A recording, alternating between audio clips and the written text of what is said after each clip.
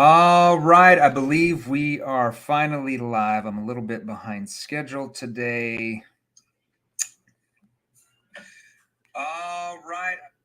Okay, we are live. Okay, so we're going live. Going live today. I am actually traveling, so I'm going live. I'm sitting in this chair. This chair is very, very uncomfortable, but I'm still committed to going live today, tomorrow, and Thursday for you guys, even while I'm on a little trip. So I'm on a little trip today here in New York City up on the Upper East Side. So I'll be going live here today from this, standing like this 4-story townhome built by Andrew Carnegie himself, the Steel Baron. It's crazy. This home was built in 1910. There you go. So we're going live today, and we're going to talk about how do you qualify your prospects to make sure that they are financially can get the funds together. They're committed to changing their situation, because I see so many salespeople that they literally just waste time on people who cannot pay for what they're offering. Okay, now there's a difference between over qualifying, where you're like qualifying too hard that turns people off, especially at the beginning of a conversation. Yes, I am staring at an Airbnb. An Airbnb, I don't know if it's still owned by Andrew Carnegie, but this home, this whole street used to be owned by Andrew Carnegie. So he built all of these homes. I don't know if he lived in this one, but he built all of these homes. He owned them. I don't know if he still owns them. I'm not sure. The Steel Baron. We're like 2 blocks away from Central Park.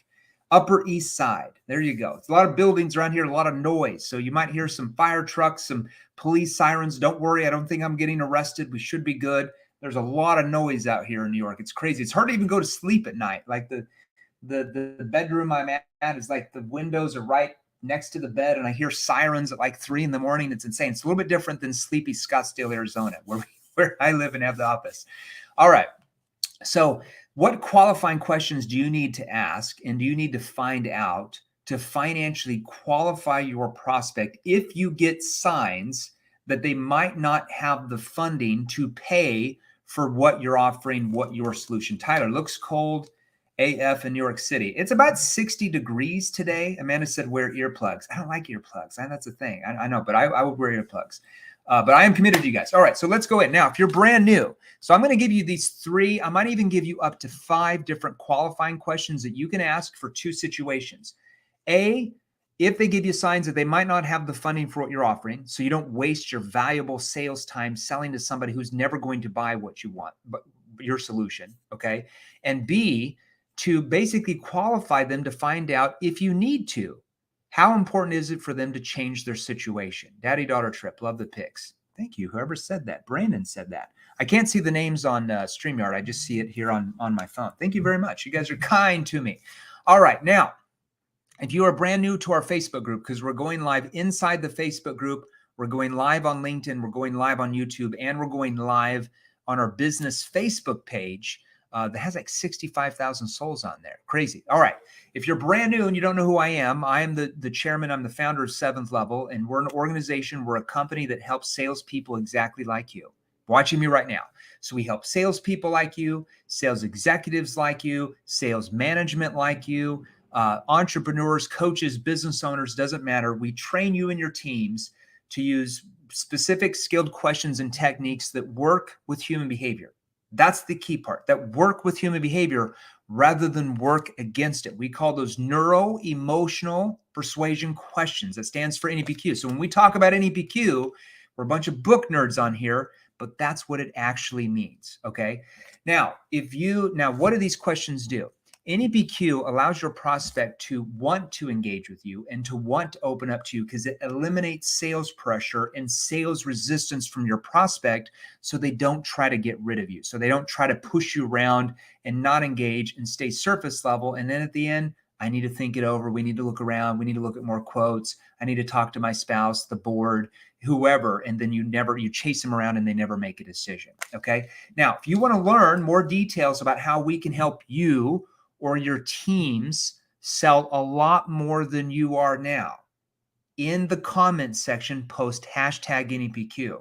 So if you want to learn how to double, triple, quadruple what you are literally doing now, like thousands of our clients are doing day in and day out at this point, okay? hundreds of different businesses, thousands of individual salespeople. If you want to learn those advanced skills, in the comments section, post hashtag NEPQ or just message me on Facebook. If you're on Facebook or LinkedIn, just message me right now. And after I get off this, if I have some time, I will message you back with some different training options. So you can DM me right now. We'll go over details after that. We got tons of different training options so all of you can sell more. You don't have to keep suffering the pain of losing sales and commissions that our clients are literally making around you that are selling the exact same thing you are right now. We train over 150 different industries. I guarantee you we're already training your industry right now. We're probably training your competitors right now. You don't have to keep losing deals to them unless you just like losing deals. I wouldn't want to do that. Okay, now, if you're on the live right now, which I think 53 of you are so far between the Facebook group and LinkedIn. If you're on the live right now, go down to your phone and I want you to post hashtag live. So I want each of you to post hashtag live if you're on the live right now. So go grab your phone, post hashtag live in the comments. And if you're on the replay, post hashtag replay. So if you're on live, go post hashtag live. If you're on the replay, go post hashtag replay. Now, I want each of you to grab the phone and I want you to smash the heart button. And I want you to smash the like button. So I want each of you to smash the heart button, smash the like button. I better see hundreds of likes and hundreds of hearts because what I'm about to share with you is going to make you more sales than you are right now.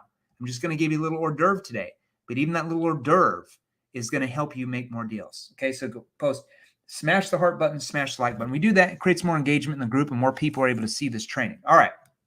Let's get started here. I even made some notes for this one. I did not want to miss anything for you. Okay, so write this down. I'm going to give you 3 questions to help you never deal with broke prospects again, where you're wasting your valuable selling time. I don't care if you sell business to consumer or if you sell more of a complex selling environment and you're in B2B sales. We train everybody in both of those. I came from both of those. I know both of those like the back of my hand. Now, what I'm going to do you first, I'm going to show you how to use NEPQ questions, qualifying questions, to help you see how important it is for your prospect to change their situation, especially if they're not really opening up that well in the conversation. You want to ask what are called NEPQ qualifying questions that get them committed to wanting to change their situation, okay? So let me give you a little bit of background on this. So the way a prospect responds to you should either inform you whether or not there is a sense of urgency for them to want to change their situation and actually solve their problem and or problems. Because if the need is not important, your prospect may not feel compelled because there's no gap there because you've missed something. Your questions are off. You just haven't learned advanced question yet. They're not compelled to purchase your solution if they don't feel the need, if they don't feel the gap from where they are compared to where they want to be. So how do you help them determine that? You can ask NEPQ qualifying questions to probe. Now, most of the time, you'll ask these right after your consequence questions, okay? If you're not in our virtual training, get into our virtual training so you can learn how to learn all those skills. However, qualifying questions can also be used towards the beginning of the conversation or the middle, especially the middle, if you pick up on the fact that they might not have the funds to invest in your solution. You'll ask qualifying questions earlier in that conversation, okay? There's been some sales calls when I was in my sales career that I asked a financial qualifying question within 3 minutes of being on that sales call because I just could tell by what they were saying in the very beginning, they literally had no funding for what I was offering, and I wasn't willing to waste my valuable selling time, and for them, it's a waste of their time too. I wasn't willing to waste my valuable selling time on somebody who I couldn't help because they couldn't purchase what I was offering. I'd rather spend that with other prospects who can, okay? So we have to learn that. So here are some examples on how to qualify. First, how to qualify to see how important it is for them to change their situation. And then I'm going to give you several qualifying questions to financially qualify them if you pick up on the fact that they might not have funding, okay, or can get the funding. So I might ask, okay, so John, if I pick up the fact that they're just not opening up in the conversation, I might just stop and say, so how important is it to actually solve this issue though? How important is it to solve this issue to you? Okay. Now they might even say the problem, and I might say, well, do you want to change that? See, that is a NEPQ qualifying question. Well, do you want to Do you want to change that? So if they say like, oh my gosh, I've got this problem, and it's like, oh my gosh, and they're like, I'm so frustrated, I'm so stressed, I can lean back and I can lean forward, like, do you want to actually change that? Oh gosh, you have no idea. Okay, that is an NEPQ qualifying question. Okay, I can also ask, okay, but how important is it for you to change your situation and start? And then I'm going to repeat back what they said they wanted. And I'll give you a few examples that are industry specific. Well, how important is it for you to change your situation and start? See how I did that? Now, this question helps you and them understand really how important it is for them to change their situation and get what they want. Now, let me give you an industry specific example. I was just working on this script, one of these scripts right before I got on this with you guys. I had a Q&A call right before I was working on this. Let's say that you sell some type of training. Let's say e-commerce training. You help people launch and start e-commerce businesses. That's really big in the pandemic because people wanted to work from home. So I might have to ask them a qualifying question if I feel they're just not opening up. Okay, but how important is it for you to change your situation so you can start your own business where you can make more money? See how I'm tying in the benefit of what they said they wanted, starting their own business so they could make more money, which is to them, their problem is they want to start a business so they can make more money for them and their family. I'm tying that into the qualifying question. Okay, but how important is it for you to get this financial protection for your family when you do pass away? That would be a qualifying question if I sold insurance. See, I can do that with any industry that I'm selling in. It doesn't matter. It's the same format. I'm just tying in what they said they wanted. See how I did that? I can say this, but how important is it for you to do something about this? Okay, how important is it for you to do something about this? Oh my gosh, it's actually quite important. Okay, but why is it so important to you now though? Or I can say, but why is so important to you now? Like, why not push it off like most unsuccessful people would? Or why, okay, but why do this now? Like, why not push it off like most people would, like many people would? Now, it depends on what I sell. I'm going to tie that in. Let's say if I was selling, I'm a business consultant, and let's say I'm talking to CEOs and I'm going to come in and help them restructure their compensation plans, or I'm going to restructure their operations. Let's say if I'm a consultant that sells that, okay, I can say, okay, but why do this now? Like, why not push it down the road like unsuccessful business owners would? See that qualifying question there that I asked? Okay, I could ask it this way. Okay, is it important for you to solve this though? Now, when they say yes, because most people are like, well, yeah, you say, but hold on, why now? Why not do it later? See, that's a qualifying question plus probe, okay? Now, I could also ask, so if you could repeat back what they said they wanted, what would that do for you? If you could blank, what would that do for you? If you could blank, what would that mean for you in the firm? If I'm selling B2B. See, that's a different way to do it. Okay. How about this? Are you prepared to change your situation so that you can, and then repeat back what they said they wanted? Doesn't matter what you sell. It sounds like you're possibly frustrated. Okay, John, it sounds like you're possibly frustrated with, repeat back what they said they're frustrated with, and then say, so if you could get what you want, how important is it for you to do that? John, it seems like you're frustrated with XYZ. So if you could get what you want, how important is it for you to do that? See, that's an NEPQ qualifying question. See how that works? Now, let's do this now. That's just a few examples, okay? You could also, like, let's say that you get the hint in the very beginning that they don't really have that much funding to buy what you're offering. Whatever you're selling, they just don't, you can get that. They're like, I'm homeless. I'm living in a van down by the river. Is this going to cost me money? I've got $10 to my name. If they start saying things like that at the beginning of the conversation, and I've even had companies when I sold B2B, one of the industries I sold in, B2B, I made almost $3 million a year in commissions. SMB, I would talk to some businesses that were literally like filing bankruptcy and like going out the door. And my solution was like 100,000 at least. There's no way they could get that. They were like going bankrupt. So I literally would have to qualify them financially sometimes. So don't think just because if you sell B2B that everybody's got tons of funds around there. Okay. So if you get the hint that they don't, like, they're like, oh yeah, we're not doing good. We just filed Chapter 11. We're laying off 12,000 employees, and we're closing up shop in 2 weeks. If we don't get this fixed, I might want to financially qualify that company. Okay. But especially if it's a business to consumer and they come on the call and they're like, is this going to cost me money? I've only got $50 to my name. I'm broke. I'm homeless. I live in a van down by the river, same type of thing. Okay. So The main thing is you never, let me repeat this. You never waste time with prospects who give you signals in the beginning of the conversation that they are completely broke or homeless or just do not have the funds. And I'm telling you, like I told you earlier, I see when we go in and audit sales, when we go and audit companies and we hear their salespeople on calls, I see so many, I'd say 90% of their salespeople that waste their precious selling time with prospects that can never, ever get the funds or money to buy what they offer. Doesn't matter how great of a salesperson we teach them how to do. And it takes away so much time from being able to get with prospects who can get the funding together, okay? So let me give you an example of this. Let's say if you sold real estate education, okay? We train a lot of companies in that space too.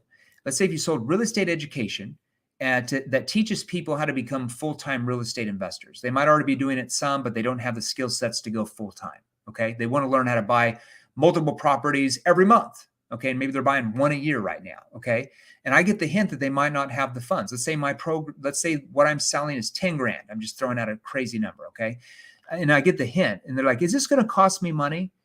Well, yeah, I'm assuming that you understand, when you start your own business, like let's say because I'm going to be industry specific here, the example I'm giving you guys. Let's say it's real estate education. Yeah. Oh yeah, for sure. It's going to cost funds for sure. I mean, I'm assuming you understand when you start your own real estate business, it's going to require capital or credit to put into the right training and systems so your business can actually be profitable, right? So with your situation, what type of funding or credit do you have to put into your business so that you can make more money? Notice how I just tied in what type of funding or credit do they have access so they can get the right training and systems so they can what? The end benefit of what they want, make more money. See, that's how I'm tying in that. So whatever you sell, I don't have time to give 50 different industry examples here. I'm just giving one example. Whatever you sell, you're tying in the end result. You're tying them getting the money, the funding to what they said they wanted. If they can get the funding, they get what they want. If they can't get the funding, they don't get what they want. See how that works? Okay. Now, if they come back and say, well, I just don't have any money, blah, blah, blah, blah, blah. And you can say this. Yeah. Okay. So and I'm being industry specific here as well. Okay. So with this business, just so you're aware, you're going to need to put in around 10,000 or so when you start to make sure that you're getting the right training and the right, coaching from us for you to be able to get up to, and you repeat back what they said they wanted to make. Is that something you can come up with if it fits into what you're looking for? Now, some people are like, yeah, I could come up with that, or yeah, I need a week or whatever, and you continue. Now, other people are going to be like, well, there's not, I can't do that. So what you're then going to do is this. You're going to give them options. Well, John, what I can do, if it helps you, is I can show you what our other clients do if they don't have the funding to start the business. And you'll have to see if you can get the funds together if you're wanting to leave your job and make more money in real estate. See what I just did there? What I can do if it helps you. So I'm coming from a point of empathy. I'm there collaborating with, trying to help them get out of their situation and have what they want. What I can do if it helps you is I can show you what our other clients do if they don't have the funding to start their business. And you'll have to see if you can have those same type of avenues, if you can get it together, if you're wanting to leave your job and make more money in real estate. See how I'm tying in the money, them getting the funds with what? Getting what they want. Making more money, getting into real estate in this example I'm giving you. Okay. Notice how I tied that in. Do you see how that works? Then I'm going to go over different options. Members do I'm just going to give you the short version. I would say it more elegantly this, but I'm going to go over, they get lending from a bank, credit cards, home equity, whatever it is. If I'm selling B2B, they get it from a different department. There's different avenues. And then at the end of that, I'm going to say, what of those avenues do you have? And okay, what of those avenues do you have? Now, if they come back and say from that question, oh, I've got 3K or 5K or 8K or whatever, and your company offers a payment plan, then you can say, okay, yeah, I just wanted to make sure we could help you because with what we do for our clients, you're going to need around that 7K mark or so to put in the training to make sure you're profitable in real estate starting out. Is that something you can come up with if it fits into what you're looking for? See how I did that? Okay. So let me repeat myself. If you're a sales professional or if you're a business owner, so let's talk about salespeople. If you're a sales professional just out there selling, and you want to make hundreds of thousands of dollars a year in commissions or more, you never waste time with prospects who give you signals in the beginning of that call or conversation that they are completely broke and there's no way they can get the funding. If you are a business owner and you want to scale your company, you want to double your profit, you want to double your revenue, you want to triple, quadruple, 10 times your revenue and profit margins, you never have your salespeople waste valuable, precious selling time with prospects who are no way they can get their funding. Now, that does not mean overqualifying. I want to make sure that you see the difference there. Okay. Now, I'm going to give you a few more other examples. Okay. So I see a lot of salespeople, especially, waste precious time driving to see a prospect or even getting on a plane to someone who's not even qualified for the solution. You cannot do this if you want to be a top earner in sales and make a ton of money. Before you make a trip that takes significant selling time away from you, because if you get on a plane to go do a demo, that's going to take you at least 2 days out of your way, at least a day. Okay. If you get on a car drive 30 minutes here, 40 minutes here, 50 minutes here, you've got maybe 3 appointments in a day, you're wasting time. Okay. So you want to get smaller commitments from that prospect to ensure that if it's the right solution, they can get the funding for it. I just want to make sure you guys understand this, okay? So let's say that the prospect says something like this. This happens all the time, and especially business to business and B2C too. Let's say if you sell B2B here. This sounds really good, Paula. I tell you what, can you, the boss wants me to have you, fly out to our offices in Atlanta in the next couple of weeks and do like a live demo for the board to see. Are you open to doing that? Now, what do most people, salespeople do? Oh yeah, that'd be great. Let me book the ticket now. And they have everybody book the ticket and they get ready to go, right? Wrong. Never do that unless you just want to waste time with certain people and really feel discouraged. You're going to say this, well, I could possibly do that. Now, I'd have to look at my calendar. Now, let's do this. Let's suppose that I do come all the way out to your office for a day, and you're able to pull the owners and the entire board and the other decision makers together for us to do a demo in person. And everyone there finds that we can solve these problems that you've talked about. Now, at that point, what do you see happening next? Now, at that point, you're going to get one of these answers. We would do business with you for sure. Or, well, we'd have to run it by our committee, corporate, we got to run it through legal. Or, well, we'd have to see if we could get the budget for it. Or, well, we'd have to compare it to what we already have with our current vendor that we're using. Or, I'm really not sure what would happen. If you get the first response, we would do business with you for sure, then you make the trip and you do the demo. If you get any of those other responses, you will not commit your valuable time and resources because there are too many obstacles in the way over which you have zero control. Before you travel to that prospect's destination, you have to find a way to remove those obstacles. Removing those obstacles will make it much easier for you to get a commitment once you are meeting the prospects face to face. All right? I'm going to give you a few other examples, and then I've got to get on here with Matt and do the podcast. Okay? I'm giving you way too much training today. You guys are welcome. All right? I'm just giving you a little hors d'oeuvre, a little bit. Okay, let's pretend we could. So this is how you start qualifying questions. Let's pretend we could, or what if, or just suppose we could, or imagine for a moment, or assuming we were able to, and then at the end of those questions you would ask, what do you feel would happen next? Or what do you see happening next? Or where would we go from there? Or what would you want to happen at that point? Or what would you want to happen next? Okay. Hope that helped everybody today. I gave you way more than 3 qualifying questions. I think I gave you like 12 different versions, maybe even more than that. You're welcome.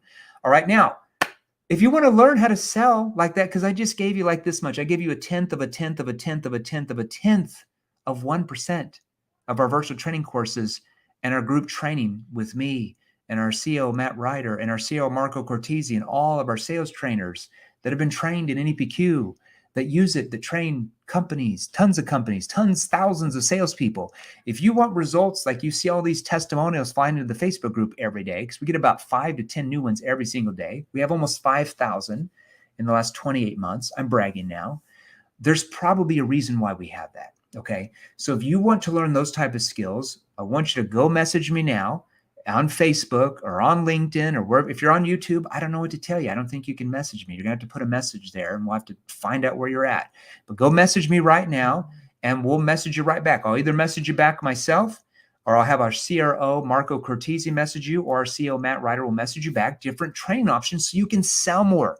You don't have to lose sales that our clients that probably sell exactly what you are making on a daily basis. I can assure you it's much more fun to make a lot more sales than you are now. I can assure you that. If you doubled and tripled and quadrupled what you're doing now, some salespeople do way more than that. What's the difference going to be for you? Okay, much love. I will be going live tomorrow at 3 p.m. Eastern with one of our clients who is the #1 salesperson in all of Norway in his industry. He sells insurance. We're going to break down his sales process. I don't care if you don't sell insurance or not. We're going to break down his sales process. You'll be able to sell more just by what he goes over, okay?